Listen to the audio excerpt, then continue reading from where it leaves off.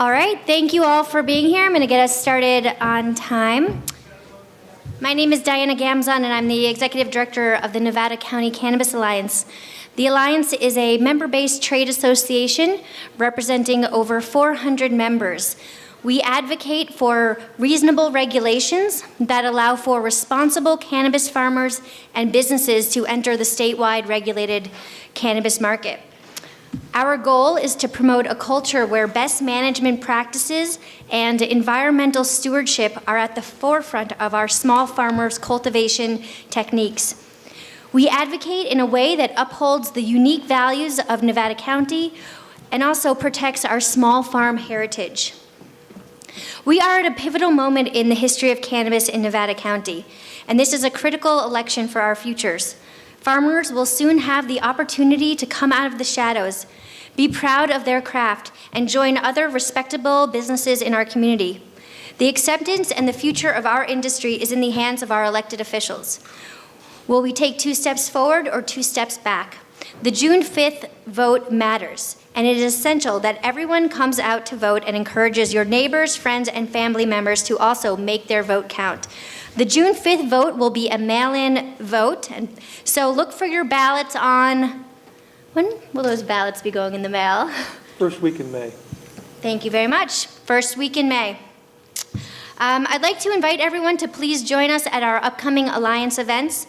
As part of our Good Neighbor series, we will be hosting a fire safety workshop led by Fire Safe Council Executive Director Joanne Drummond on Tuesday, April 24th. Learn the important how-tos on protecting your home, protecting your neighborhood, and also your garden. Our next social mixer will be on Thursday, April 26th, and the focus will be on cannabis genetics and the development of a local cannabis cultivar library. Details on our website. We are also currently in a membership drive. If you support the mission of the Alliance and need to become a member, upgrade your membership, or renew, now is the time. We've got an info table in the back. Welcome to Martin Webb, our moderator for this afternoon. Thank you so much for joining us and for being here to moderate. Martin is an award-winning broadcaster on KVMR, a long-term Nevada County resident, a former Nevada County business owner, and a cannabis advocate. We're so glad you're here. Thank you to all of the Board of Supervisors candidates and Sheriff candidates for also joining us. Before we get started, I want to remind everybody to keep this afternoon's debate respectful and courteous to all of our candidates. If there are any negative comments or booing, we will immediately ask you to leave. Items of housekeeping, being that Supervisor Miller is a current elected official, if there are any specific policy-related questions, he may not be able to answer. If that is the case, we'll have a backup question. Maggie will be going around the room with index cards. Where are you? There is Maggie right here. Maggie will have index cards. If you have a question for each candidate, Maggie will make sure to distribute those cards. Raise your hand. Please write clearly and also write the name of the elected official that you are directing your question to. A very special thank you to NCTV. This forum is being live streamed and will be re-aired on Channel 17 between now and June 5th. And the forum will also be available on their YouTube channel as soon as the event is over. Thank you, NCTV. We are also streaming this forum on Facebook Live, and the stream will be available post-event to on our Facebook page. So, all right, let's get this started. Thanks, everyone.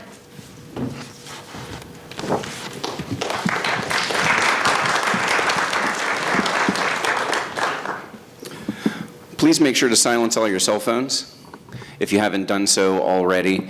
And as Diana mentioned, we'd like to ensure that this is speedy and efficient, because as soon as we are done at 6 o'clock, there will be another series of debates at 6:30 right here. So we'd like you to mainly communicate via those cards. Any noise, applause, hissing, booing, whatever is just going to delay the entire program. So voice what you'd like to voice on those index cards. So again, the format for tonight, we're going to have 3 Board of Supervisors candidates up until 5 p.m. We have Hillary Hodge, District 3 candidate for Board of Supervisor, currently a startup business advisor. We have Sue Hook, District 4 candidate for Board of Supervisor, small business owner, longtime rancher, and Dan Miller, the current District 3 Board of Supervisor. And what we're going to do is give each of them 2 minutes for introductions and opening statements. And then we'll have 3 questions that I will ask that we've worked on ahead of time in conjunction with the Cannabis Alliance. And then we'll take 3 questions from the audience. So when it comes to the candidates speaking, they will each have 2 minutes. So for each of you, when it comes to introduction and opening statement, you'll get 2 minutes. When we pose a question, you'll get 2 minutes. I'll make sure that I round robin who responds first, so it's just not always the same person responding first. I have 2 timers here. One's going to go off at 1 minute and 45 seconds, and then one at 2 minutes. So the first noise that you hear will be, hey, 15 seconds left to wrap up what your response might be.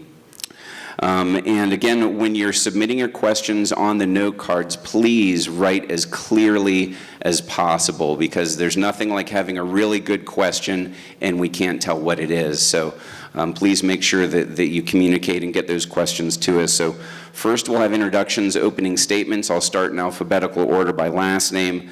Then I'll ask 3 questions, then we'll have 3 questions from the audience. So candidate Hillary Hodge, we'll start with you, and then Sue, and then Dan, 2 minutes apiece on just a quick introduction and opening statements.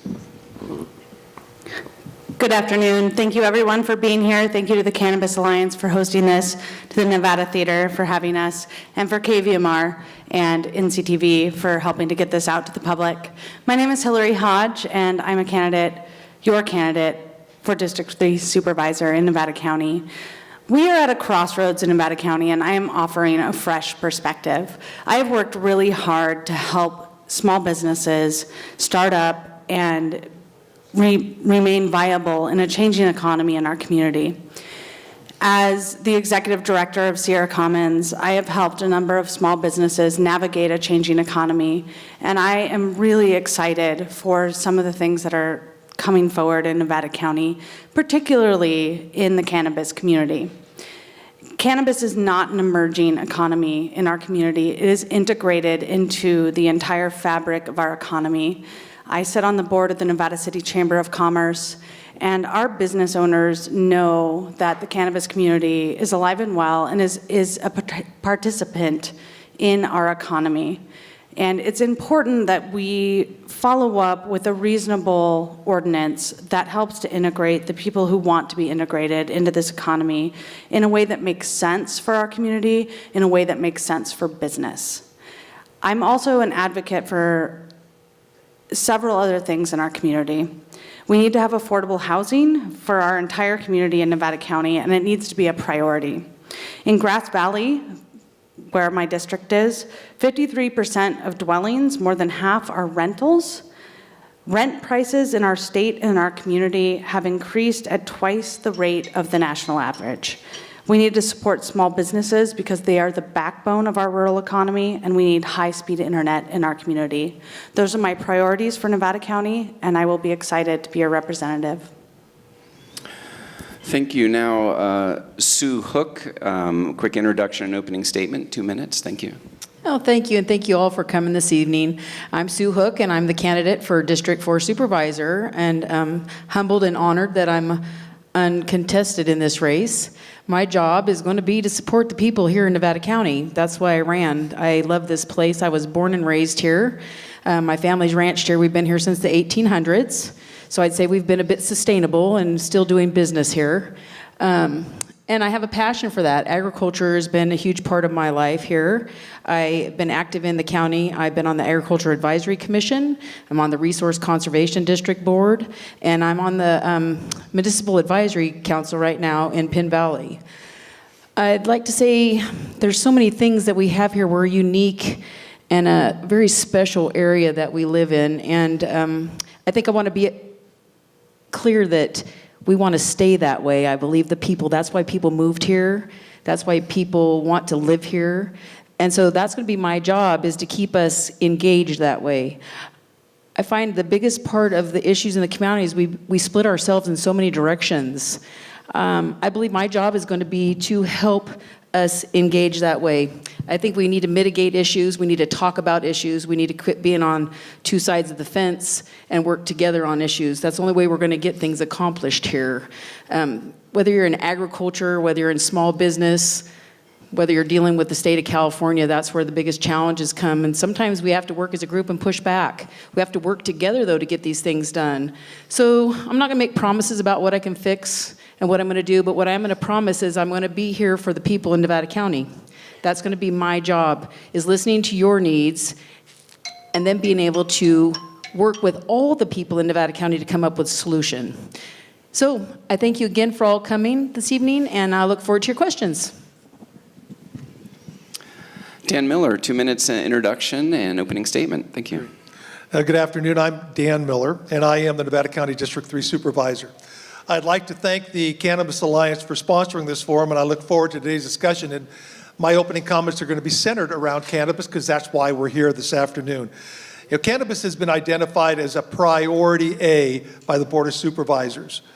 There is nothing more that we would like to do than to come to a final resolution and agreement by all involved. It is not an easy issue, and we knew that it would not be a quick process. The days of Measure S and W are behind us, and if we are going to write an ordinance that is fair to all and protects the health and safety of our community, then we need to be smart and we need to be thoughtful. Cannabis regulation is serious business, and the concerns of our community are very real. Most cities and counties in our state prohibit the cultivation and sales of cannabis in their jurisdictions. That places more pressure on our county and how we craft the permanent ordinance. You are here because you're either involved in the industry or are curious about the discussion or the questions that are going to be asked. My contacts with other county supervisors from grow counties such as Humboldt, Calaveras, Mendocino, and Lake have all advised me to go slow, take it one step at a time. And this comes from supervisors that support the cannabis industry, but they say be cautious in your approach. My reelection doesn't revolve around cannabis, it revolves around making informed, realistic, and practical decisions. Decisions that have come from knowledge learned over 27 years in local government. Decisions based on my understanding of this community and how every decision should work to improve and create a better county. Thank you. Thank you. So we're going to start with the first moderated question. Hillary Hodge will ask you first. How important is the issue of cannabis in your policy priorities, and why? So one of my major policy priorities is economic development for young people in our community. We need to have sustainable jobs for young people in our community in order to have a sustainable economy for the future. So cannabis, because of its integration into the overall economy in our community, is really important. I don't think that we can skirt the issue of how cannabis has been integrated into our community, how the people who grow cannabis, who process cannabis, who sell cannabis have been a major part of our community and our economy. These are community members. These are people who are working really hard in order to bolster the economy. So cannabis policy is about the greater safety of our community, the greater economic sustainability of our community. It's also about our neighborhoods and how we craft legislation and ordinances that make sense for our entire community, that, you know, help to rid us of Wild West policies, give our law enforcement some direction, and give our business community the ability to grow. Thank you. Then I'll ask the same of Sue Hook. Sue, how important is the issue of cannabis in your list of policy priorities, and why? Well, cannabis, it's one of the main priorities. How many meetings do we had on this? So yes, we need to move these folks forward and be able to get them doing business and make the economy grow with them here. But we do have to look at all the issues that even have to do with neighborhoods and those things. But I think what I really like to say is that the Alliance has done such a good job of changing the face of cannabis. And there's so many people that want to do this job right, that's going to be our job, is to find these ordinances that work for those folks and put them they farm and ranch, and they have pride in what they do. And so I would say that it's right up there with the top, whether it's, I mean, we have so many things. We have homeless, we have housing, we have farming. There's many issues here in Nevada County that we all work towards, but I would say that marijuana, cannabis is going to be right up there with the top of them. Thank you. And Dan Miller, same question. How important is it in your list of policy priorities and why? Well, as I mentioned in the opening, the Board of Supervisors has made it a priority A. And we did that at this our workshop in January. Obviously, what's important to understand is that the Cannabis Alliance wants regulation. They want to be taxed. And as far as priorities, the rural California counties, which I'm the representative, we voted to ask the federal government to liberalize banking rules. And this is important because we have no idea what the total impact economically is in Nevada County. By liberalizing those banking laws and allowing the cannabis industry to use banking as a means to deposit and move their money, then we can understand what the total impact is for Nevada County. It's important. When I was growing up, the only place cannabis was grown up was up on the ridge. Now it's in our neighborhoods. It's important to understand that the protection of those neighborhoods is paramount. Outdoor cultivation in residential neighborhoods cannot be tolerated. The state already allows 6 plants for personal use to be grown indoors. We support cultivation for medical marijuana. Our ordinance will probably be crafted around medical marijuana and the commercial growing of that crop. So as far as the Board of Supervisors, as far as I'm concerned, cannabis stays up there right at the top. Thank you. The second question, Sue Hook, I'll start with you for the answer. At such a crucial time of societal, legal, and policy-related transition related to cannabis, what experience do you personally have that you feel makes you well-suited to handle such an important issue? Well, this is an interesting question because I will tell you, when this started, I probably was one of the most negative people towards cannabis that you'd want to meet. I mean, I grew up and I thought, no, this is not what I want my county to be. And that's why I'm going to tell you, these folks in the Cannabis Alliance, they're out here to educate us.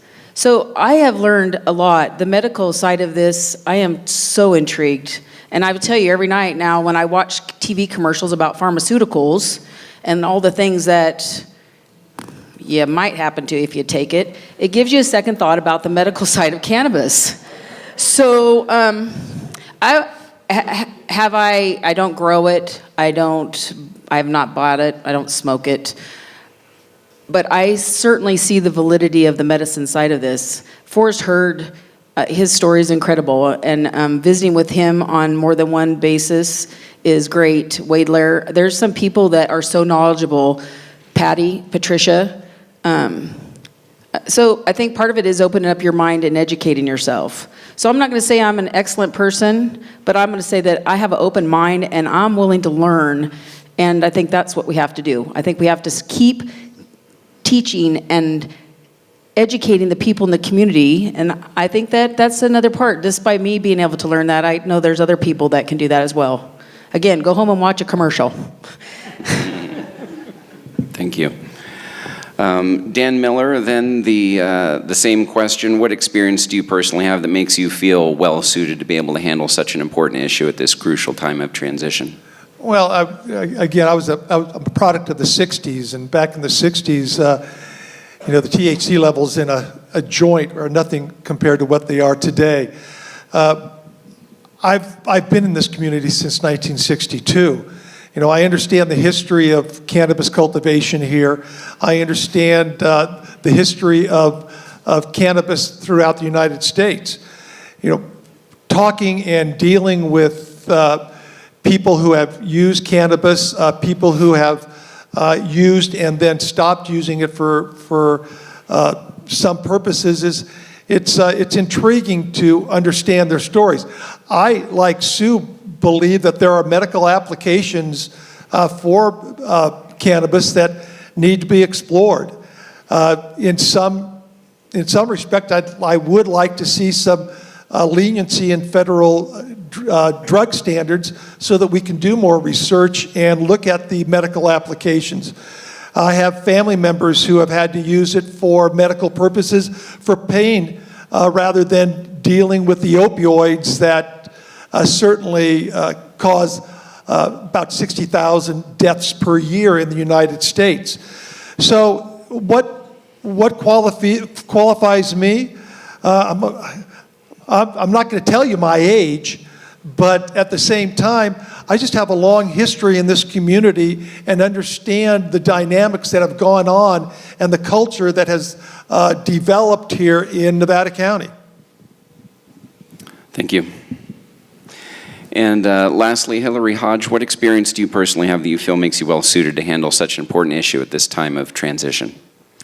So as someone running for District 3 Supervisor, it's important to note in our district, Measure W was defeated by almost 60%, and Prop 64 was passed by more than 50% amongst the people in our district.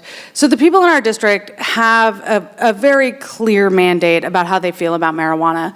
My experience with cannabis and with the cannabis industry is specifically economical.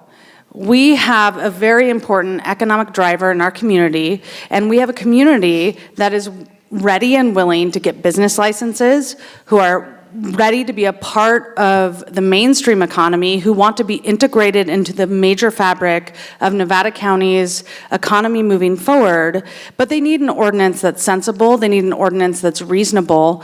And so looking to the people who are working on business plans, working on business licenses, really wanting to integrate their business into the greater part of Nevada County's economy, that's where I can step in. That's where I know that we have an opportunity here. And I think that we need to craft an ordinance that recognizes that opportunity, that embraces that opportunity, and that works with the community who is ready to get ordinances, get business licenses, and be a part of Nevada County's economy.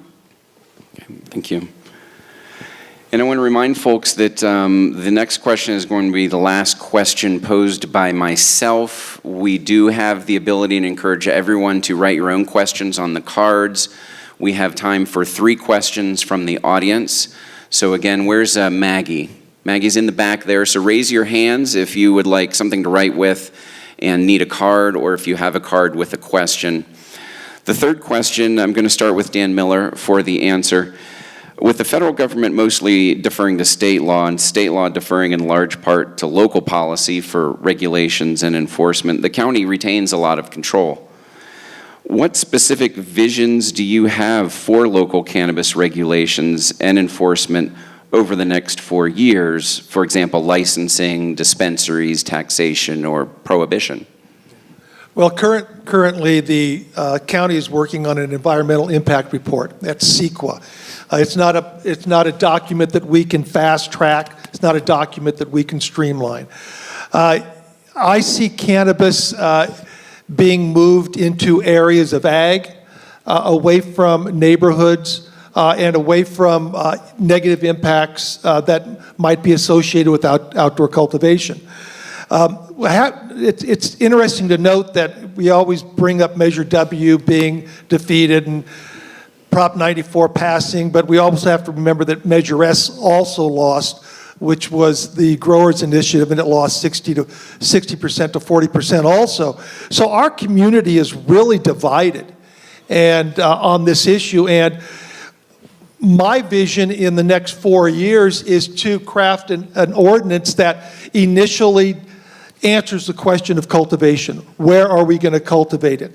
And then we can tackle the issue of transportation. We can tackle the other license types that are being promoted at the state level, but they're going to be administered at the county level.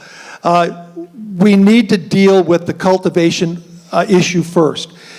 We need to be able to tell people where they can grow and how much they can grow. Enforcement will probably be a large part of that, because as the interim ordinance now is written, there's very little enforcement. You can grow marijuana or cannabis, I apologize, cannabis in residential areas, which we're trying to eliminate. That's where most of my discussion and most of my complaints from constituents come from. Okay, thank you. Hillary Hodge, the same question. If elected Board of Supervisor, you'd be part of a group that retains a lot of control on this issue. What specific visions do you have for local regulations over the next 4 years, licensing, dispensaries, taxation, prohibition? So a couple of things. Expediency is one of them. I think that we have had too much of dragging our feet at the Board of Supervisors level. In 2016, the Nevada County Grand Jury recommended to the Board of Supervisors to do an environmental impact report. They noted that there was no environmental impact record keeping at all. That was 2 years ago. So there was ample time to start that process. It wasn't done. One of the glaring things that I think has been an omission tonight is that the CAG, the Community Advisory Group, hasn't even been mentioned. This was a group that was convened to represent all of Nevada County. It was bipartisan or nonpartisan. They had several recommendations that they came to a consensus on. The Board of Supervisors is not entertaining that consensus. We have direction from our community, we have direction from stakeholders, and it seems like instead of going with that direction, we're just making excuses. I don't think that that's appropriate, I don't think that's helpful, and I don't think that's okay. The other thing that I want to bring up, my opponent brought up Humboldt, Calaveras, Mendo, and Lake in terms of counties that are working. I want to talk about Sonoma County because it's not working in Sonoma County. They banned outdoor grows in residential ag, and it has allowed the criminal element to come in and take over. We need to support our small farmers. We need to support our cottage industry. We need to make sure that our communities are safe, that our communities have direction, and that our communities have an opportunity to do the right thing within a legal context. That's what I'm advocating for, and that's what I see in the next 4 years. Thank you. The same question then for Sue Hook. What specific visions do you have for local regulations and enforcement, specifically in regards to licensing, dispensary, taxation, prohibition, cultivation? So this is good. I believe that the state came in and they made this legal, and they didn't have all the laws in place. I think they've made it difficult on small counties. I think this county is trying to move forward the best they can by looking at all the residents. Yes, we did. You guys won Measure W, and I believe we have to move forward. But then we do have counties like Calaveras that moved forward, and they're broke because they didn't do their regulations correctly. I think that your alliance group has done a tremendous job at moving forward and making some good recommendations. I think the CAG group did a great job. There has been different issues that not all the CAG members agreed on. I do think that the biggest issue, of course, is going to be the size and amount of property and the whether you're an RA or R1 or residential. Residential is critically that we protect them. But the one thing I would like to say about that as well is economically for these folks, they all go together. We got to cultivate, we have to distribute, we have to have a dispensary. So actually we need a laboratory. So I would say priority-wise, as we move forward, all of these things have to fall into place so that they can do their business. So I feel that's going to be very important. But again, I don't think that condemning the board that's on there now that we're not going fast enough is not appropriate. I really believe this is huge steps, and I think when we make it, we're going to have an exemplary county. I think the different counties are going to look at us and say that we did an excellent job here. And I think with the alliance working with the board, that these kind of things can happen. I do believe it's going to be cultivation, distribution, we're going to have dispensaries, and we're going to have a place to process. So I believe all those are important to this industry. Thank you. Okay, it's time now for questions from the audience. A couple of these questions have been asked to pose to specific candidates here, but I'm going to make sure that everyone has a time to also respond. So for example, this first question specifically was asked of Hillary Hodge and Sue Hook. And then, of course, Dan Miller can also respond. We'll start with Hillary Hodge. Tell us how much experience you have in the political world and how much experience you have with large budgets, such as Nevada County. Thank you for asking that question. I currently sit on the California Democratic Party's Rural Caucus Executive Board. I work regularly with legislators regarding issues of clean water, agriculture, affordable housing. I fight for rural California every day in my community. I was actually in Sacramento yesterday talking to Senator Scott Wiener about affordable housing and meeting with Mike McGuire's office on a number of issues, including cannabis and agriculture and a number of things facing rural California. So I have a long history working in the legislature, and I have managed and executed a number of budgets for a number of nonprofits. Being an executive director for a local nonprofit, I manage that budget and execute it efficiently, and have done so for a number of other organizations as well. Thank you for the question. Thank you. Sue Hook, same question, experience in the political world and experience with large budgets such as Nevada County. So experience in the political world, I would say I'm inexperienced, except for that working through Farm Bureau. That was probably, I worked at the state level as a district representative for Northern California, and I spent time there. We have a very large budget, and we worked on that budget committee, so I would say that was some experience. I run a ranch that's been in my family for 100 years, and we're still in business. And I would say it's not a county budget, but it's a budget that I have to manage so that I can stay in business, because if you know what agriculture is like, it's up and down.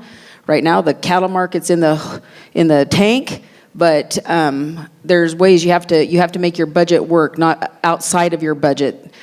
You can't work on subsidies. You can't necessarily depend on grants. So yeah, do I know how to run that kind of budget? Yes, I do. Politics, so I told somebody, asked me one day if I'm a politician, and I'm not really a politician. That's not what I grew up to be. I grew up to be a Nevada Countyan, and now I'm moving into that position as, and we'll call it county politics. So I don't want to be a professional politician. I want to be a person that's here for Nevada County. Thank you. Thank you for the question. And Dan Miller, political experience and experience with the Nevada County budget.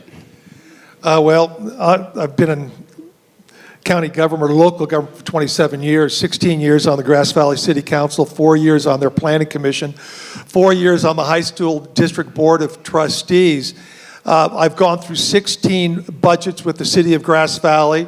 I've gone through one with the high school district, and I've gone through 2 budgets now on the budget subcommittee with the county of Nevada. $215 million budget. Most of that money is pass-through money from state and federal mandated programs. Realignment, 1991, realignment 2011. Interesting in the fact that they deal with mental health, they deal with motor vehicle license fees, they deal with a number of pass-throughs that the state placed on the counties to run the programs and were mandated. Budgets are not an easy thing. Government budgets are very difficult and very confusing. It is not something that you learn overnight. It's not something you learn someplace else. Our social services budget is going to be about $70 million this year, and most of that is pass-through money. And we'll be talking about it in the next forum when we start talking about the Farm Bill and Sierra Harvest and how nutrition works in our county. But my experience throughout the 27 years of public service are huge as far as understanding city and county budgets. Thank you. Then the next question from the audience, this one was specifically posed towards Dan Miller, so I'll start with you, Dan, and then Sue and Hillary can follow up.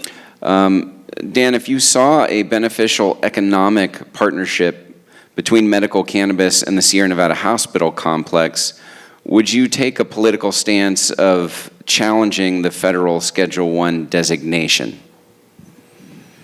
You know, I'm going to be perfectly honest with you. When I answer questions, it's not going to be butterflies and rainbows. But the hospital, Dignity Health, is an independent organization. If the cannabis industry were to try and offer a contract or a partnership with the hospital, I doubt seriously that would fly, simply because the hospital receives a number of a certain amount of money from federal funding, but they also have to abide by Federal Food and Drug Administration laws and regulations. Until the federal government downgrades cannabis from a federal, number one to a lower, I don't see that ever happening, and I don't see where the Board of Supervisors would ever be requested to take a stand one way or another. Then let me clarify that briefly then, because I don't want to muddy it with the Sierra Nevada Hospital question. Do you support federal regulations keeping it as Schedule I? Boy, that's a tough one. You know, I would say that I support the use of medical marijuana. The question about cultivation and adult use for of marijuana certainly comes down to a personal decision. The difficulty that we're having at the Board of Supervisors level is that, and you know, excuse me when I say this, because I've been chastised for saying this, you know, we're not growing tomatoes and corn out there. You know, we're growing a drug that is a Schedule I. Until the federal government understands the medical benefit, they're going to continue to have it as a Schedule I. Do I support it as a Schedule I? Until it can be proved that that personal use can be done safely and intelligently, yeah, I still support it being as a Schedule I. Thank you. Sue Hook, then same question, and just to clarify, the federal government considers cannabis a Schedule I drug, no medical use, extremely addictive, more addictive than all other lower class drugs. Do you support federal government keeping that as a Schedule I drug?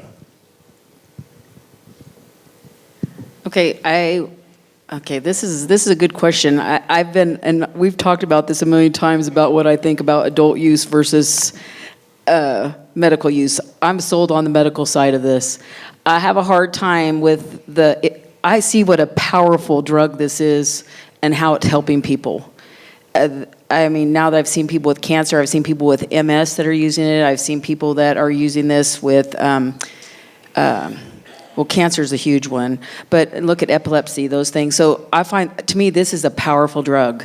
So I often wonder, well, how can we do that and then recreate with it at the same time? I'm just being honest about my feelings here. And let me just, sorry to interrupt, but the question isn't should it be legalized on the federal level. It's right. So that's where I'm a little torn on that. I would like to see it come into the federal level and used as medicine in hospitals and doctors' offices and places so that they aren't afraid to prescribe it for their things.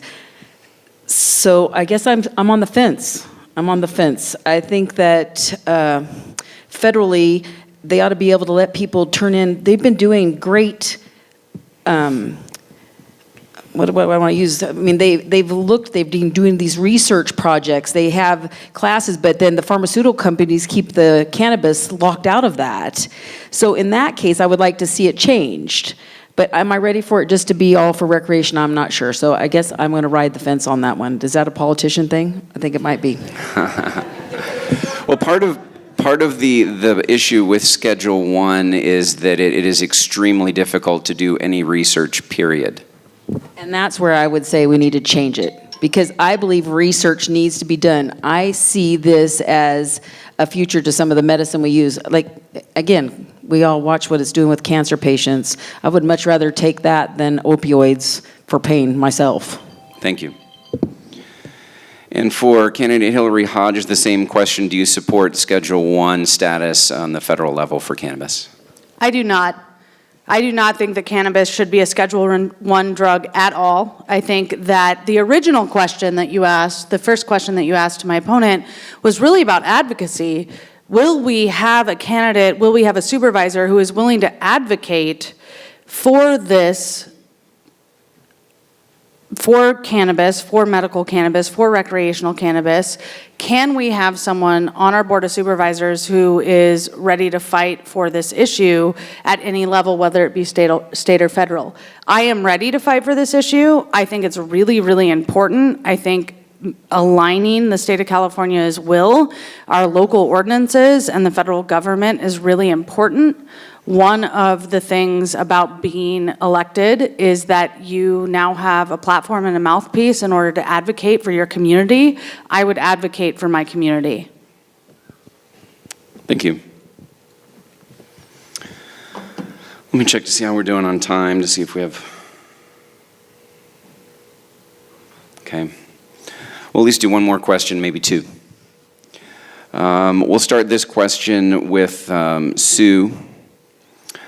How would you like to see a local ordinance be able to help medical marijuana patients gain affordable access to medicine? For example, considerations for allowing outdoor growing as opposed to steering it all indoor and the power bills associated with that. So I guess the question is, what could you see putting into policy that would allow for affordable access for medical marijuana patients? Well, I think that we're already moving forward with outdoor grows. I think that's an important part of this policy that's coming up. I'd say the other thing, and I've been an advocate for this from the beginning as we move into dispensaries, that we need to have some sort of a cooperative dispensary so that folks can get their medicine cheap. Cannabis is as expensive sometimes as pharmaceuticals. And when you listen to Forrest and you see what he has to go to do for his son in those little vials of oil, I was shocked at the price. So I'd say as a community, that's what we need to do as a community. We need to have where the portions of the unenumerated grows for people that have to grow for medicine. And I do think inside of our dispensaries, we need a co-op. We need a co-op made just for folks that need the medicine. So let's keep it medical, because I know we're going to have recreation. But so the medicine side, let's find a way to not be like a pharmaceutical company. That's what I would advocate for. Okay, and I'll pose the same question to Dan Miller. How would you like to see a local ordinance help medical marijuana patients gain affordable access to medicine? Yeah, I think one of the things that the state of California did wrong, besides passing Prop 94 too early, was that the sales tax on marijuana or cannabis is set way too high. I think the history that we're seeing in Colorado is the sales tax and the excise tax are driving people to the black market. I would advocate for no sales tax at all for people who have a need for medical marijuana. I would keep it that way. I believe we could keep it affordable. We can still do market pricing for other uses, but I think that a sales tax has to be structured so that medical use does not have to pay a sales tax on medical marijuana uses. Thank you. And then the same question for candidate Hillary Hodge. How would you see a local ordinance helping medical marijuana patients gain affordable access to their medicine? I agree with my opponent that the sales tax issue for medical marijuana is really important and something that should be examined. It would be nice if we could eliminate that for medical customers of cannabis. But we also need to realize that that medical grade cannabis usually needs to be grown outdoors. So for people who need access to medical grade cannabis, who need to be able to have home use access to medical grade cannabis and need to grow it for their own personal use, probably need reasonable setbacks. They need a reasonable ordinance. They need to be able to grow it in their backyard, considering that most of our community is zoned residential ag. We might need to start looking at that zoning and come up with a reasonable ordinance for personal use, for medical use. Thank you. Well, because we've been efficient, we've got time for one more question. I'll try and paraphrase this, and we'll start this with Dan Miller and then come across the table towards me. So alcohol is known to be far more addictive than cannabis. It has arrest rates that are 10 times as high, according to Nevada County Sheriff's statistics. We have almost 100 dispensaries for alcohol, all of them recreational. How do you justify treating cannabis differently than alcohol when it comes to recreational use? Many people use cannabis to relax instead of alcohol, which is shown to be far more harmful. Well, the state allows recreational use of cannabis. Obviously, alcohol has been recreational for a long, long time. I don't see any separation of permitting recreational use of cannabis as any more than I see permitting alcohol use. The issues come with enforcement as far as DUIs and how law enforcement is to evaluate whether a person is high on cannabis or not. I mean, law enforcement is being almost thrown under the bus on this rather than being talked to before Prop 94 passed. There's just a lot of holes in enforcement. There's a lot of holes in recreational use, but as the law reads, people can use cannabis recreationally. They just can't use it out in public. Well, you can't drink alcohol in public in downtown Grass Valley either. So there are limitations that have to be observed, and I think enforcement is probably one of the toughest issues that the board is going to have to face. With the point of 100 recreational alcohol dispensaries and 0 for cannabis, do you still support having a ban on cannabis dispensaries in the county? Well, I don't think the county is going to really have to worry about that too much. Nevada City seems to be doing their fair share of licensing and permitting. The city of Grass Valley, as far as I know, is not entertaining a discussion on permitting dispensaries in the city. Dispensaries out in the county, that's going to be a discussion for the board after the initial environmental impact report is done. So is that a yes or a no? It's a not yet. Okay. And then a question for Sue. You heard some of the statistics in regards to recreational alcohol versus recreational cannabis. I hear most everyone on stage supporting the medical, but perhaps not necessarily supporting recreational. How do you justify that different treatment? 100 alcohol dispensaries, 0 for recreational cannabis. So I think it's just like anything in the beginning. When prohibition came with alcohol, it started. I'm not an advocate for that either, and I think our laws are way too. We're not strict enough on people that drink and drive or have issues with alcohol. I'm not an advocate for alcohol as a recreation, I guess, unless you're at home with yourself, and that'd be the same thing with your cannabis. I think as cannabis moves forward, this is new. This is new to the state. I mean, you're seeing it new. It's been new in Washington. It's in Colorado. Everything's moving forward in a steady progression, and I see that that's what will happen here in Nevada County as we move forward. I think that if, I guess I know that, what do you say, business, you want fair business practices all the way across the board, and I think at some point that's what will happen. I think that you just don't jump in over your head. We have to make the rules first, and then we can follow up. And I see people have these, what they call it, wine and,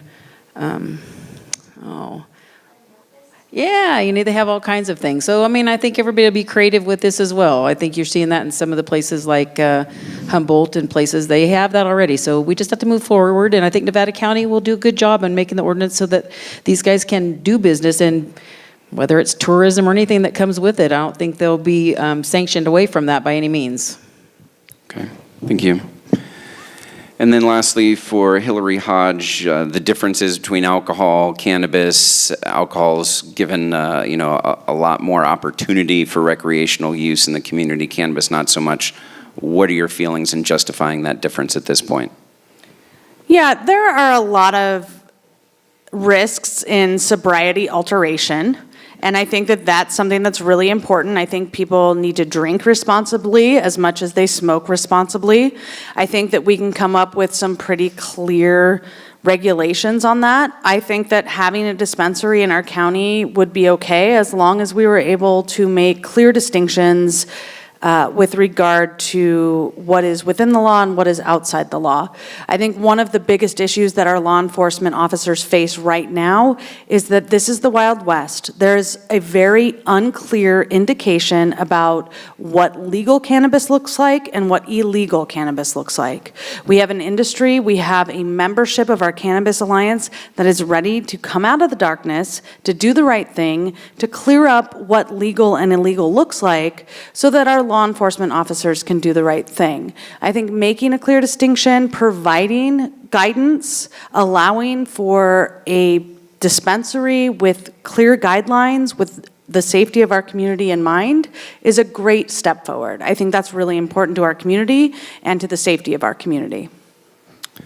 Thank you. And I feel like I should maybe ask more of a direct question of Sue, because both Dan and Hillary were clear on the question of recreational dispensaries. Dan, you weren't a clear yes or a clear no. You sounded open-minded. Is that correct? Yeah, and I'm going to have to fall back on what the direction of the Board of Supervisors is right now, and we're entertaining the medical cultivation ordinance. We're not entertaining anything to do with the dispensary, and until we enter into that discussion, it's real difficult for me to give you my personal feelings because it becomes an opinion. Sure. And Hillary, it sounds like you support the idea of a recreational dispensary at the county level. Is that correct? I support both a medical and a recreational dispensary at the county level. And so, Sue, I didn't necessarily ask you that pointed of a question. Would you support a recreational dispensary, the idea of having that in the county level? Yes, especially if that's how the law and the ordinance reads. We're going to follow the law. That's what we need to do, and that's how it's going to move forward. So yes, I would support it. Okay. So thank you, all three of you, for having the courage to run for public office and to be here on the stage and subject yourself to unknown questions. They didn't know any of these questions ahead of time. Thanks to everyone in the audience for being polite and for submitting great questions. We need to wrap up, and I'm going to give each of them a 1-minute closing statement. Then we're going to take a very short break, and we'll switch to the sheriff's candidates debate. And we will need to end right on time at 6 o'clock because, again, at 6:30 in the same room, there's going to be a whole nother round of debates with the Board of Supervisors and sheriff's candidates. You guys are gluttons for punishment. So Hillary Hodge, a 1-minute closing statement from you, please. I believe that we need economic development for young people in our community. I think that involves the cannabis community. I think it's an important, integral part of our economy.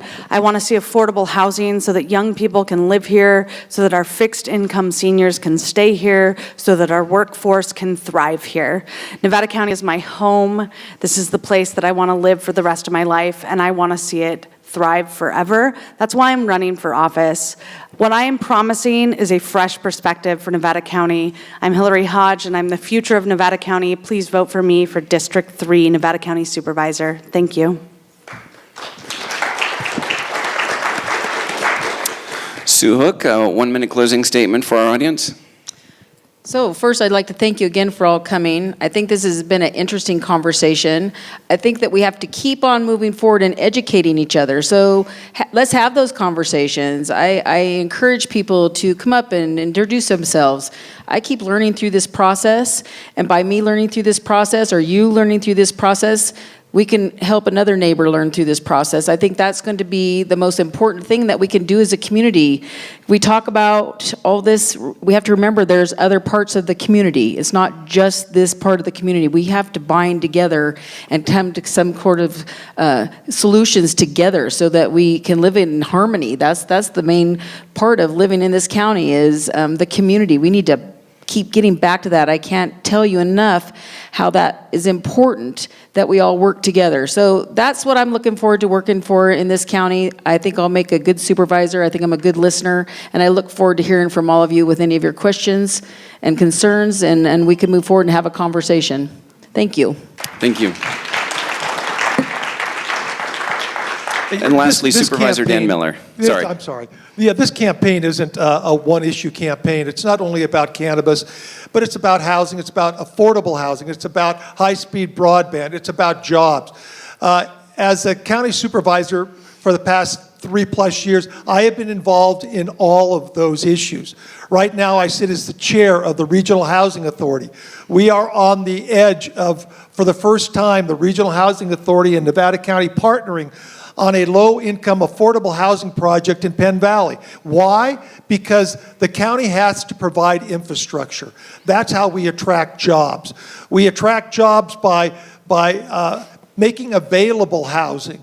One thing we don't attract is we don't attract the type of person that wants to tear our counties down. We have an environment here that is attractive to all of California. What we like to do is attract people. What we don't like to do is the culture that attracts them, we don't like it to be changed so much. This is a great county to live in. There are a lot of issues. There are issues that pop up every day, whether it be broad-based district issues or there are issues that are dealing with neighbor on neighbor. Please For wrap it up, 27 Board. years I've done this, and I look forward to another 4 years on the board, and I respectfully ask for your vote. Thank you. Please give a big round of applause to all of these candidates, Hillary Hodge, Sue Hook, and Supervisor Dan Miller. We're going to take a short 5 to 7 minute break, and then we will have the sheriff's candidates debate.